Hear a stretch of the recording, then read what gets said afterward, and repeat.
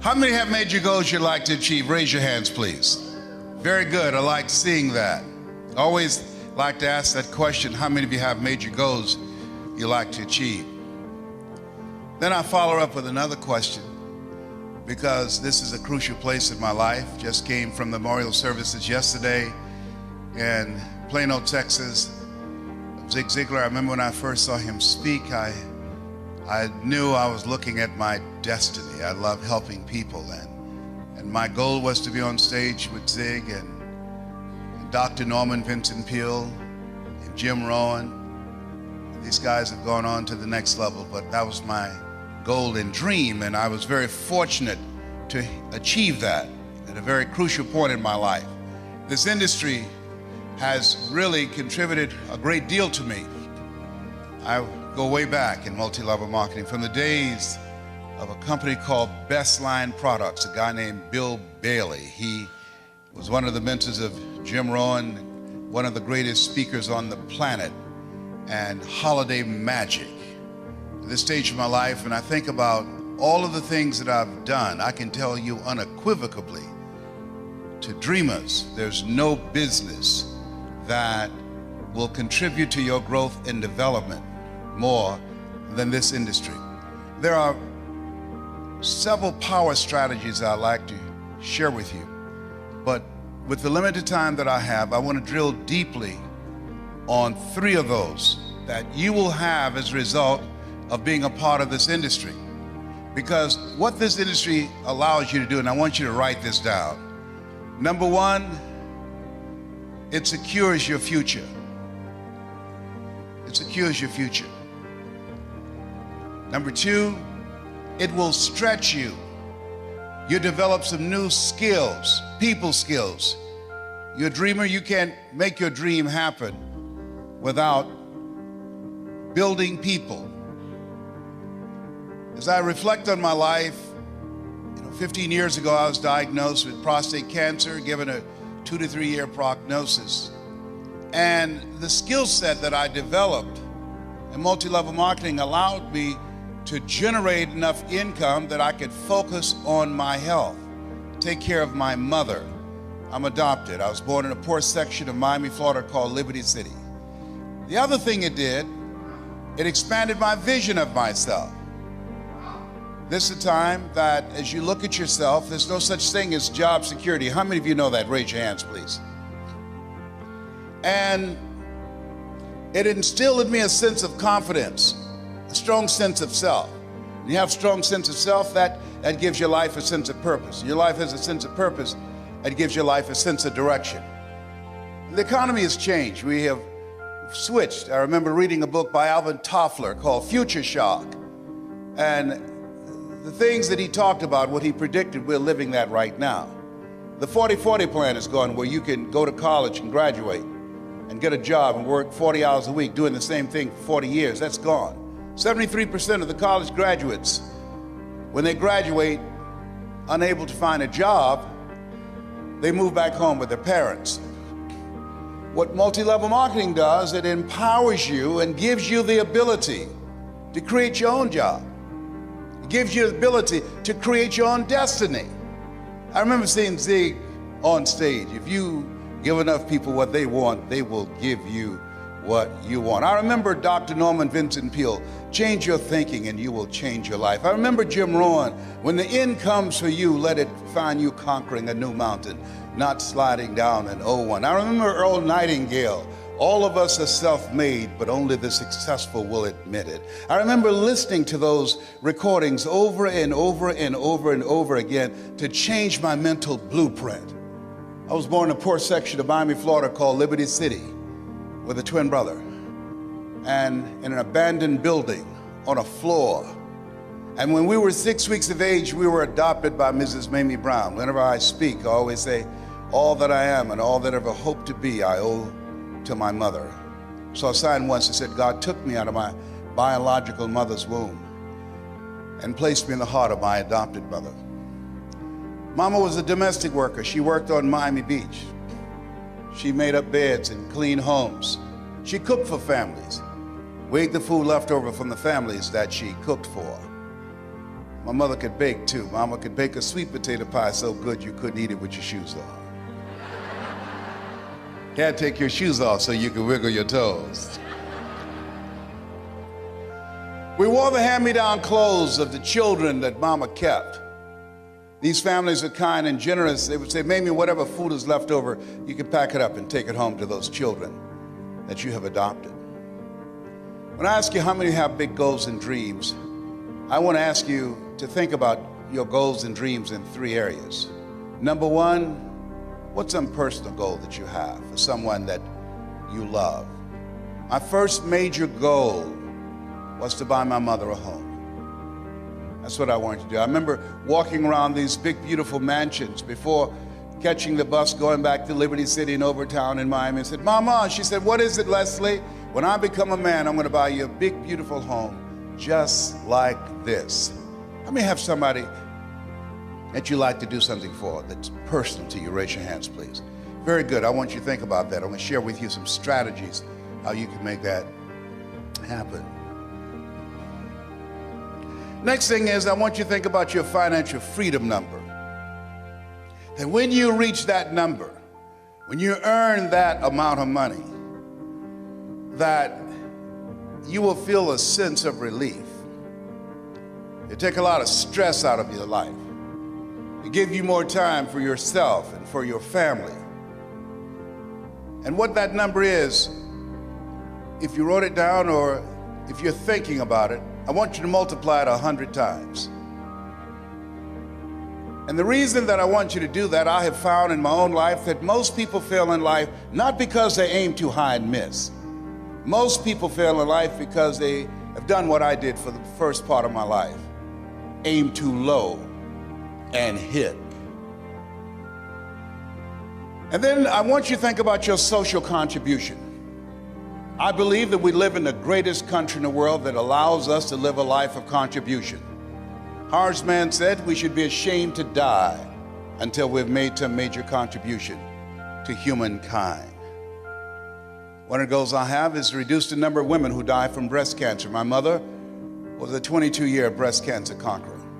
One of the goals I have, every time I get on stage, I tell men that I was diagnosed 15 years ago with prostate cancer, given a 2 to 3 year prognosis. One of the things I believe doctors should never tell someone they're terminally ill. What they should say is that my ability to help you has terminated.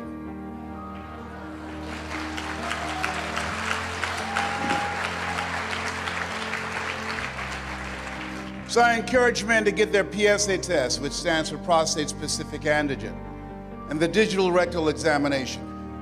And I'll be glad when they can check our prostate by looking in our ears. Can you feel it, brother? Up at here, up at here. I was at this medical convention, a friend of mine said, hey, Les, let me give you a free rectal. I said, no, buddy, you too motivated.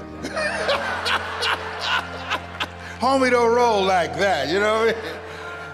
I was at Florida Hospital, guy came in, new doctor, didn't say hello, good morning, anything, goes get some gloves and some petroleum jelly. I said, hey, buddy, this is our first date, hey.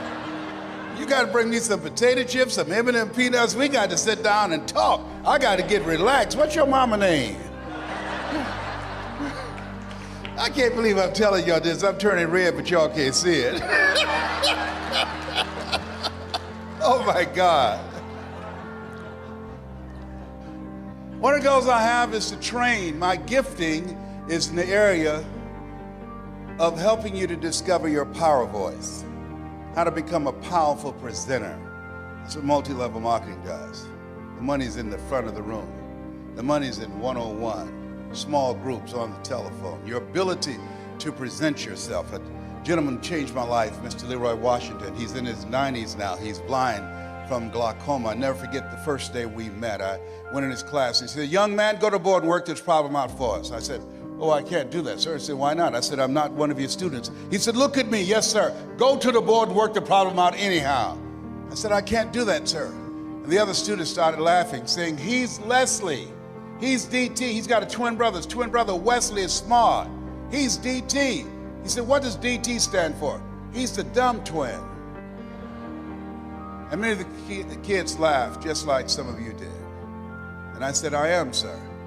And he came from behind his desk and he looked at me. He said, don't you ever say that again. Someone's opinion of you does not have to become your reality.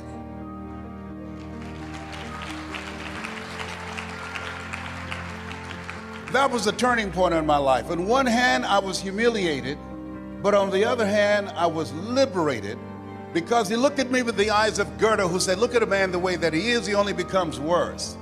But look at him as if he were what he could be, then he becomes what he should be. I want you to shake someone's hand on your right and left, and look them in the eyes and say, you have something special. Do that right now.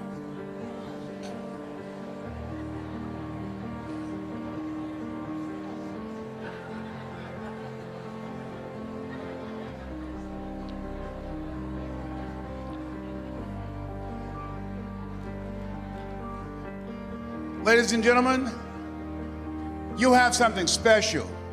I don't know you, but here's what I know about you based upon my own experience. You have something special. You have greatness within you. You have the ability to do more than you can ever begin to imagine. Just the fact that you showed up, the fact that you said yes to this industry, it says a lot about you. You're uncommon, because it means that you have a sense of taking responsibility for your own life. George Bernard Shaw said the people that will make it in this life, they look around for the circumstances that they want, and if they can't find them, they create them. You have something special. You have greatness within you. You've experienced setbacks and disappointments like everybody else in the economy, but you're operating out of the thinking of one L.C. Robinson, who said things may happen around you and things may happen to you, but the only things that really count are the things that happen in you. You have something special. For some of you, it was a struggle to get here. You couldn't afford to be here, but there's something in you that said, I can't afford not to be here. You have something special. You are uncommon. One great American said, I choose not to be a common man. It's my right to be uncommon if I can. I seek opportunity, not security. I don't wish to be a kept citizen, humbled and dulled by having the state look after me. I want to take the calculated risk, to dream and to build, to fail and to succeed. I refuse to live from hand to mouth. I prefer the challenges of life to the guaranteed existence, the thrill of fulfillment to the still calm of utopia. I will never cower before any master, nor bend to any threat. It's my heritage to stand erect, proud and unafraid, to face the world boldly and say, this I have done. That's what it means to be a part of multi-level marketing, an uncommon desire to live your dream and control your destiny.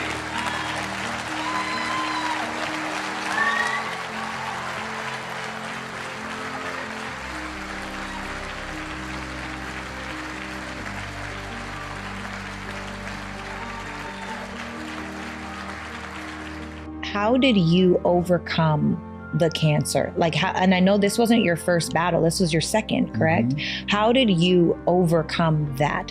Who did you have to be? Because I heard you quote a stat, and I hope that you quote it today, about our immune system.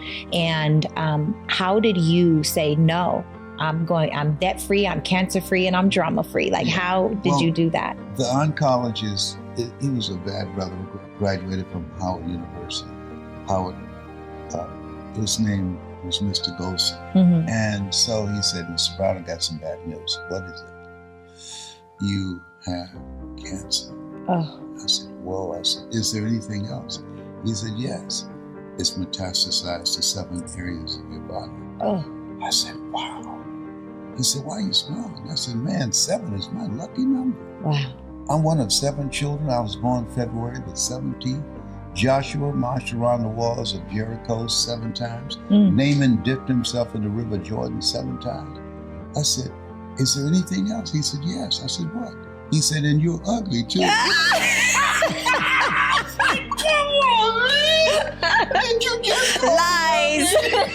He said, but you got this. He said, I never tell my patients they're terminally ill. What I say is that my skills, my abilities have terminated. I determine the diagnosis, you and God determine the prognosis. And a verdict, as we look at ourselves, the verdicts of what take place in our lives are not determined by the facts.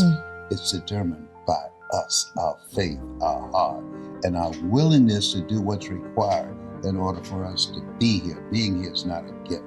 Oh, so good. I heard you said something along the lines of our immune system drops. What was that When percentage? someone looks at you and say that you have a terminal illness, your capacity of your immune system to protect you drops by 40%. Wow. In the UK, they don't even allow doctors to say that you are terminally ill Wow. anymore. Because of the area of psychoneuroimmunology, words have power. That's why in the Yes. Bible it says, death and life is in the tongue. The tongue, That yeah. we speak too much death as opposed to speaking life. Yeah. And a diagnosis is not a verdict. Yes. Yes, and so there are some people, they leave as a result of hearing those words.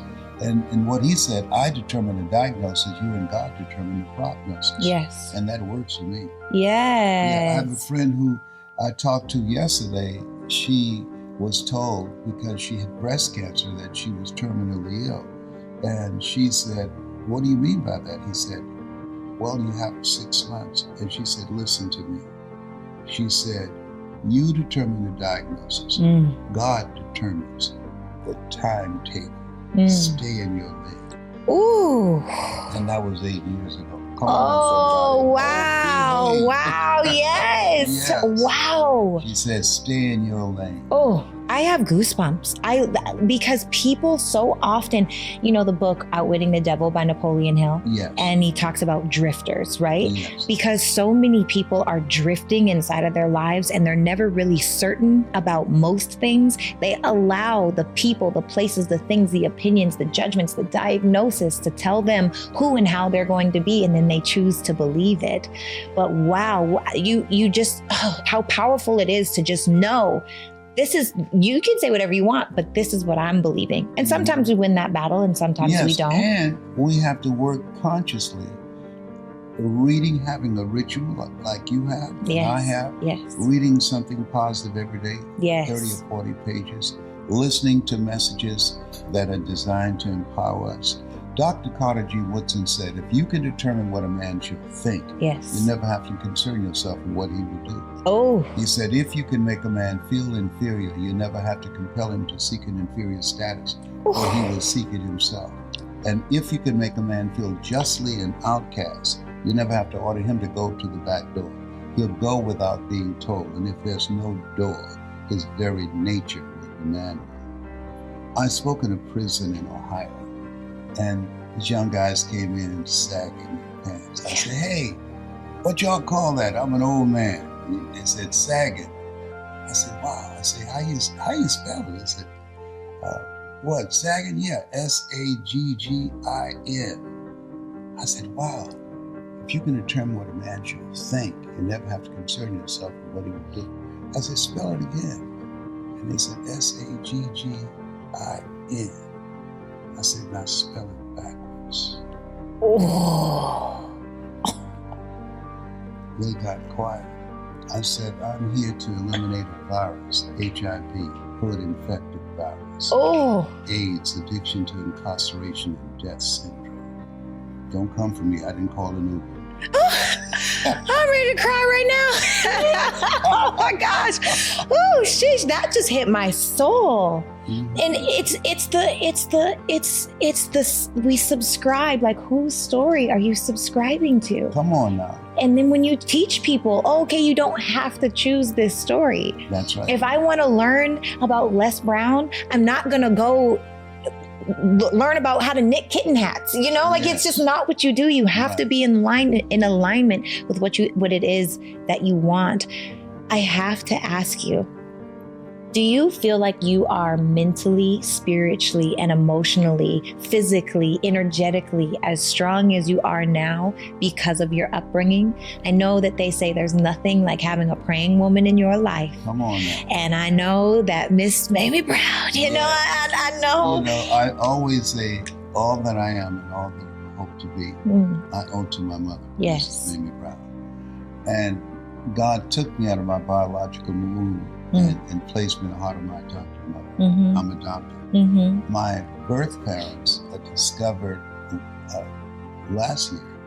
They're like 45 minutes from here. I was conceived in Gainesville, Georgia, but my birth mother came down to Miami to give birth to us and put us up for foster care and adoption.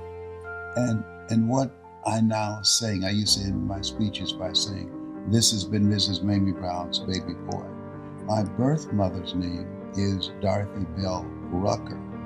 She was a motivational speaker. And they have a museum for my grandmother. Her name is Beulah Rucker. So now I said, this has been Mrs. Mamie Brown's baby boy and Dorothy Bell Rucker's pride and joy. I've got two mothers and I'm not ashamed. I've got two mothers and I love them just the same. If you close your eyes, I sound just like John Legend. You sound smooth for sure. Wow. What do you think was the biggest lesson? I have one moment that happened in my life with my mom. She wasn't even teaching. It was just experiencing my mom being the most resilient that I had ever seen her. My dad ruptured a disc in his back when I was about 10 years old. My mom was trying to make sure that we weren't homeless. She was going to school full time to get her master's in engineering, had a full-time job, all of us kids, my dad's injury, and her own life. So there was a lot of weight on her shoulders. And I think of a story of one time I accidentally saw her in the middle of the night crying over her homework by herself in the kitchen at like 2:00 in the morning.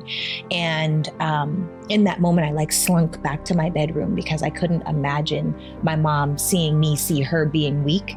But what I didn't know was that was actually one of the strongest points I had ever seen my mom at, because here she is in the middle of the night, literally sobbing over her homework. And then in a few hours, she'd have to have all of us up to go to school. And she always would smile. My mom has poise. She comes with joy. I'm sorry if I cry. But she used to sing this song where she'd try to wake us up in the morning and she'd say, "Get out of that bed and wash your face and hands. Get into the kitchen and shake them pots and pans." Or she'd have gospel playing or something going on. And she always had incredible energy, she's just such a gem. And I've heard a lot of gems about your mom, and Mrs. Mamie Brown. I heard through your story, but do you have a story like that where it was literally this is the moment that I understand resilience, not because of what I read in a book or heard in a story, but because I experienced it with this person? Oh, absolutely. It was a deciding point in my life. I was downtown with my mother, and I think I was probably around 4 or 5. And it was very hot. And so I saw one water fountain, and I ran up to the water fountain and started drinking water. And my mother said, "Leslie, stop that." And she grabbed me by the shirt and neck and threw me on the ground. And she started hitting me with her fist with a crazy look in her eyes. And I'm saying, "Mama, it's me, Mama, it's me, it's me." And then a white policeman came over and he was hitting a nightstick in his hand. He said, "Okay, you beat that little nigger boy enough. He's learned his lesson." And he walked away and he looked at me and he was laughing. And Mama hit me in the head and in my mouth and my eye. And he said, "I learned you got it." And my mother said, "Leslie, I'm so sorry." She said, "He was coming towards you with that nice stick. His face was red with anger. And had he hit you, he would have had to kill me. I had to do that to distract him. I'm so sorry." And I was still crying. I said, "Mama," I said, "It's okay." He said, "You hit me over here. You kissed me over there, right there." She said, "This is making well." She said, "Okay." I said, "Over here, right here." And we both started laughing and crying at the same time. But she put herself in a position.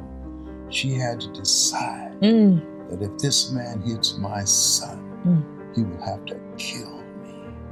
And she said, that said to me, she's willing to die for me. Yes. And it taught me the value of courage. The Bible says, "Be of good courage." And courage is not the absence of fear. Courage is the willingness to act in spite of fear. Mm. Does that make sense? Oh, perfectly. Yes. Wow. Oh, behave. Oh, wow.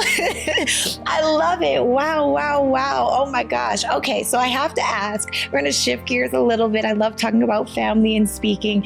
You spent some time in politics. Yes. How was that? Why was that? That was fascinating. When I was a state legislator, I used to have voter registration drives and get people out to vote.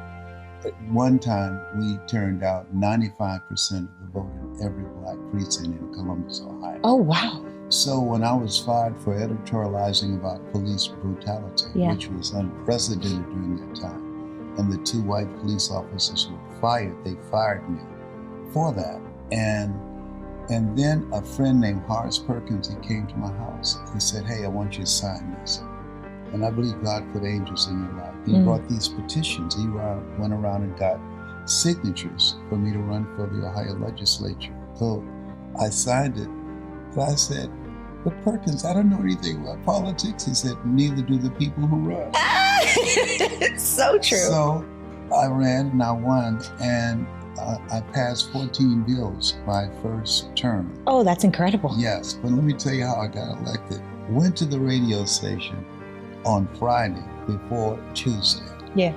And my opponent had over $40,000. I had about $600. And so Perkins, who was a salesman at the radio station, he said, come in here, come in the control room. This is where you come and your ideas flow, because I used to make my own commercials. And something came to me and said, call your mom. Because I just couldn't come on the air and just say, hi, I'm Les Brown. I want to encourage you to vote for me. I just couldn't bring myself to do that. So I said, Mama, because I always talk about my mother when I was on the air. I said, I'm running for the state legislature and I need you to do something for me. She said, you've been running your mouth and you got fired, didn't you? I said, yes, ma'am. But Mama, I need you to say something for me. She said, Leslie, I don't want to be in that mess. I don't know what that is. I said, Mama, I'll give you $500. She said, boy, you better send it Western Union. And so I said, I don't need you to talk long. Yeah. Just say what's in your heart. Just make it 30 seconds. She said, okay, now don't forget, send me my money today. I'll come for you. Right. I like her. She said, hello, this is Mrs. Mamie Brown. When I raised my boys, I raised them to be good boys. When they got out of hand, I beat their behinds. Please vote for my son. He's a good boy. And I won. Usually you get 3,000 votes in the state representative race. I got over 26,000 votes. People were coming to the polls that I wasn't even in their district saying, Les Brown's mama said he was a good boy. I want to vote for him. Many people would not come out of the poll because they couldn't see my name. They had to call the police on. Yeah. But it was just that if you have a heart-centered message, I tell speakers, don't let what you want to say get in the way of what your audience needs to hear. Ooh. Find out about them. Yes. What is it that they're looking for? Because when you speak to an audience, someone one-on-one, small group, or large group, they're asking 3 questions. Who are you? What do you have? And can I trust you? Okay. Because people don't buy from you, they buy into you. And so, pardon me, so I train speakers how to speak from the heart and expand the vision of the audience to get out of their history to step into their imagination. The imagination is where everything takes place. He said, the scripture, I will give you all your eyes can see. And so when I was in the legislature, I was a fierce debater.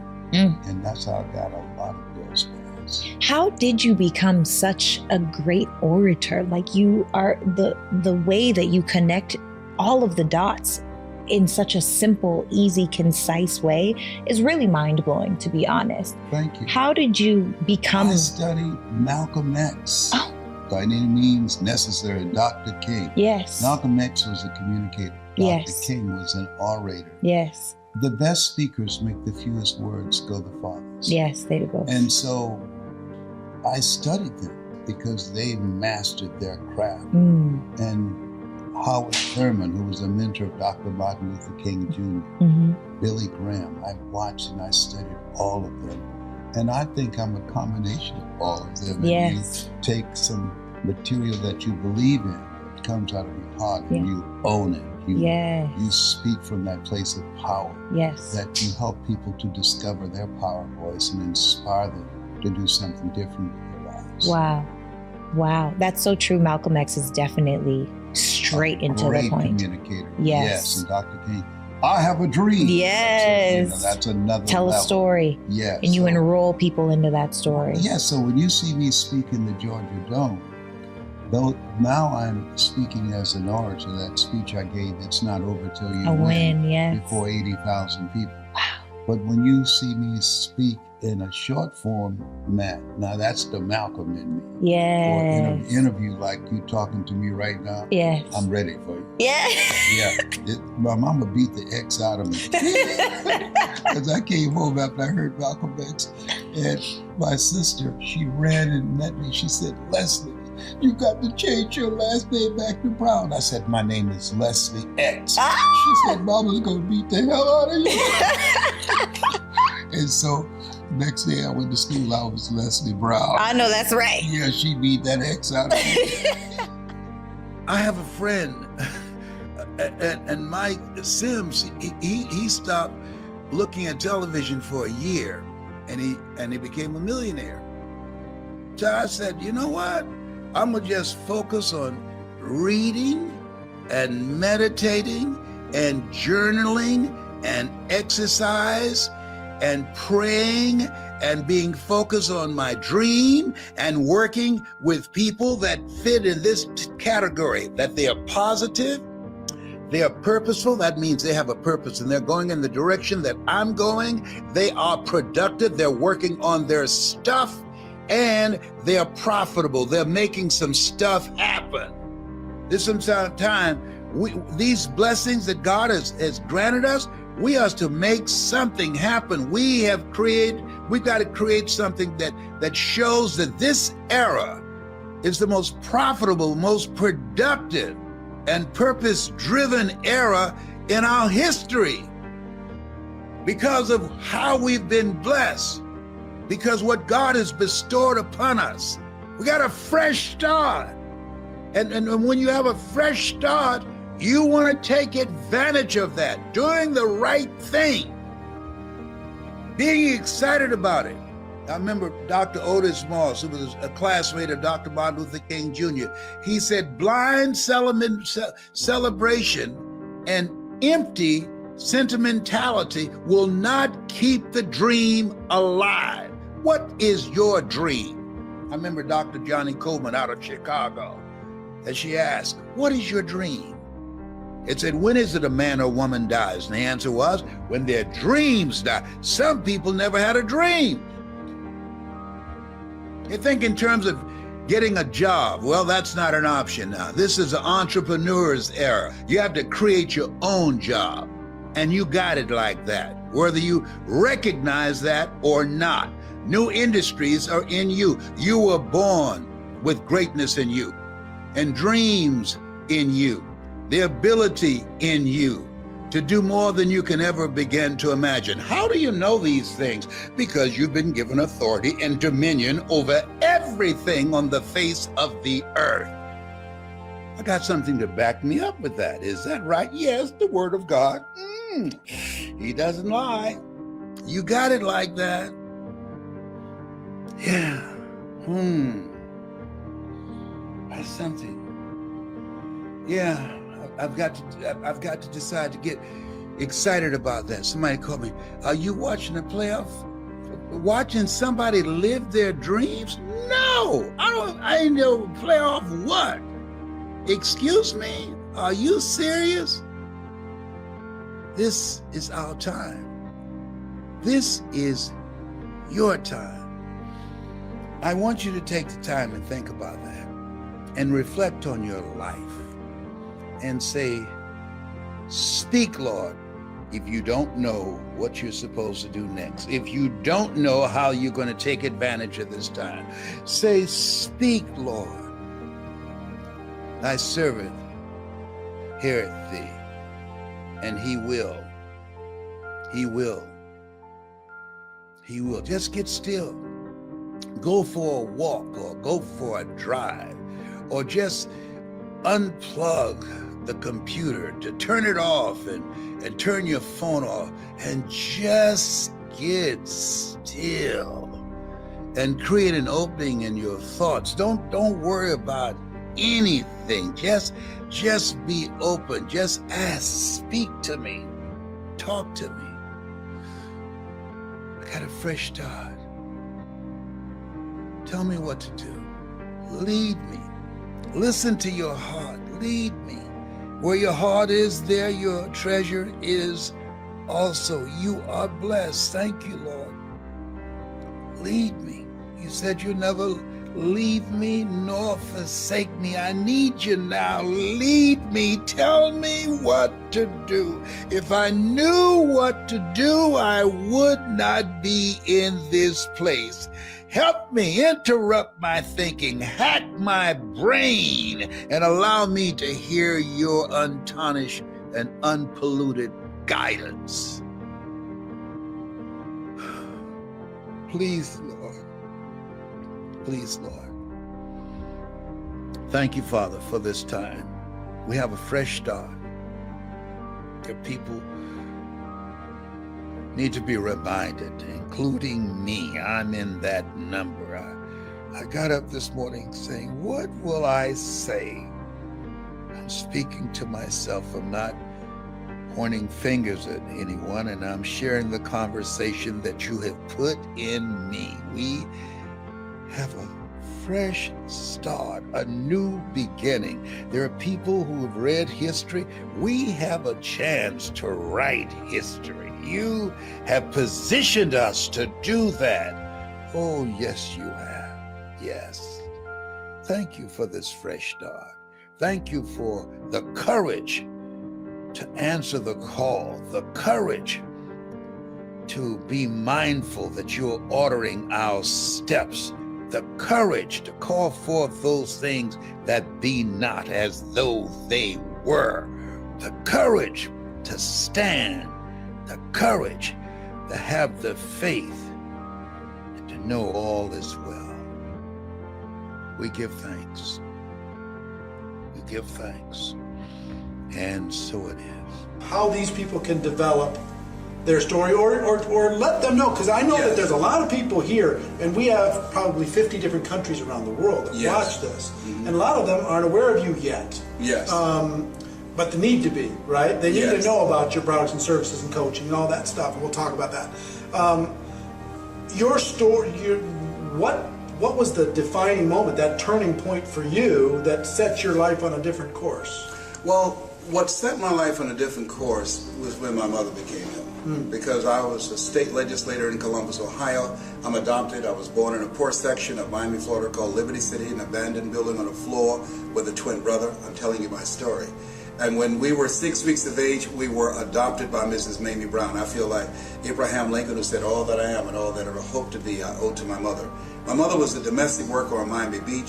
She cooked for families. We ate the food left over from the families that she cooked for. We wore the hand-me-down clothes of the children that Mama kept. And so as a child and goal, a turning point in my life was seeing my mother work so hard. I said, Eric, when I become a man, I want to take care of my mother. I want to ask you, is there someone that you want to take care of? Is there someone that you'd like to do something special for? I want you to think about that person right now. Now, what I've done by doing that, I have segued from my story. I have now brought them into the story, and I asked them, is there someone you want to do something special for? They're saying yes. Now that is called an imaginative leap. They leap from my story into their own story and say, yes, I know somebody. I like to do something for my coach or for my minister or for my mother or for my father or an aunt that raised me, okay? So now they're in the story. Now I will tell them how I went about doing that. So they have an interest. Who are you? What do you have? I have a story on how I bought my mother a home.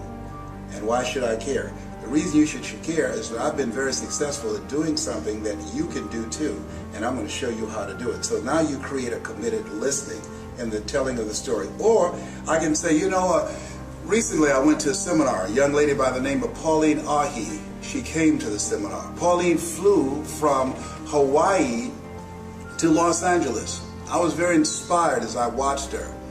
And the reason I was inspired, here we were in a room of entrepreneurs, and the person standing in front of the room, Dr. Julie Van Putten, as she was speaking and talking about discovering your power voice, ever so often Pauline would lean forward and she'd pick up a pen with her mouth and she would write with her mouth. Pauline came from Hawaii. Pauline has no arms. Pauline has no legs. She writes with her mouth. Here's a person who decided to become an entrepreneur, who decided to build a business in multi-level marketing, and with no arms and no legs, she's building an organization. And one of the things that really got me, when Dr. Julie Van Putten interviewed Pauline, she asked her, tell me one major obstacle you had in your life. Tell me something that you can think of. And Pauline looked and she thought and she said, I can't think of anything. And that grabbed me, because I could have given a whole lot of things, a list of obstacles. And that showed me that Elsie Robinson was right when he said things may happen around you and things may happen to you, but the only things that really count are the things that happen in you. Even though she was born with no arms and no legs, what has happened in her, that she sees herself as an empowered person. She has not decided to become a part of a job, the journey of the broke. She decided to control her own destiny by being involved in multi-level marketing. And what I said as I looked at her, if Pauline can do it, I know I can do it. And I know you can do it. So there's a How many more you got? Keep going. Yeah. So those examples, I mean, Mike Jones out of Philadelphia. I met him. Mike was earning $500 a month on Social Security. He now earns over $35,000 a month, and he does a seminar called How to Earn Over $200,000 a Year with Your Eyes Closed. He's been blind since he was 10. Okay, so all of these examples of what we see, other people's lives, we can use that as a platform to, so whether it's your story or somebody else's story, that's the example story that you're giving. Yes, and people say I don't have success yet. Yes. They're just getting started. I haven't had success. I've been involved for 6 months. I haven't had success, but I can tell this other story and I can say that's why I'm doing this. Yeah. Dexter Yeager, who was a beer truck driver, and now 50% of Amway volume comes through his organization. Dexter was just an everyday guy who decided that he wanted to live a different life for himself and for his family. And so when we look at people who are the great performers in multi-level marketing, here's what I know that they have in common too. Not only are they great storytellers, but there was a deciding moment, and that moment when they said virtually, I've had it. I've had it. That's when people change. I used to live next door to a lady named Miss Lillian, and Mr. Marvin, every Friday night he would get drunk and beat her. And I saw her years later and said, how's Mr. Marvin doing? She said, I left him. I said, why? She said, I'd had it. I'd had it with Marvin beating on me. That's when people leave jobs and they say, well, where are you going? Away from here. I've had it. You know, I was working on a job where they paid me just enough to keep me from quitting it. I worked just hard enough to keep from getting fired. Finally, I said, you know what? I've had it. Going where I'm celebrated rather than tolerated. I've had it living and playing small. And so those kinds of examples and that kind of passion. People are not just looking for information. They're looking for personality and passion. They can get information on the internet. There are no secrets out here. You can just Google everything and find out what day the earth was made and the rock that broke Goliath's jaw. We can find everything right now. But personality and passion, that's what people want. That's what they buy into. Do you believe this? The difference between being in this business and this business being in you. That's what they feel. And the people that grow the large organizations, you can tell being in their presence that as much as they have chosen this, they were chosen for this kind of work. You've got to have a passion for people. You've got to believe in the product. You've got to believe in the industry. You've got to believe that you have it within yourself to become an entrepreneur, that it's possible that you can live your dream. That's why people say yes, that it's necessary, and that you are the driving force to make it happen, that it's you, that nobody can do it for you, nobody's going to care more about your dream than you, and that it's hard, that easy is not an option, that when you think about growing your organization, think it not strange that your family members and friends will say no. People who should be there to help you won't help you. In fact, they will discourage you. They will laugh at you. Oh, you're involved in some pyramid scheme. Here you go again. All of that's going to be a part of it. When you get on an airplane, before they take off, they say fasten your seatbelt. Why? Because you're going to experience some turbulence before you reach a comfortable altitude. When you get involved in multi-level marketing, fasten your psychological seatbelts. Why? Because you're going to experience rejections and no and laughter and snickers from your family members and friends. Why? I don't know. That's just the way it is. It's possible you can live your dreams in spite of that. It's necessary for you to know that you're the one to make it happen, and that you become selective of people that you bring into the business. You don't want to convince people to do it, because person convinced against their will is of the same opinion still. You want people who want more, not people who need more. And that it's you. You've got to be the driving force, and it's hard and it's worth it. Decide now. Write down 5 reasons on why you won't give up. 5 reasons when you're facing the rejections and the no's, when people don't show up at the parties, when people don't keep their word. 5 reasons why you will stick in the game.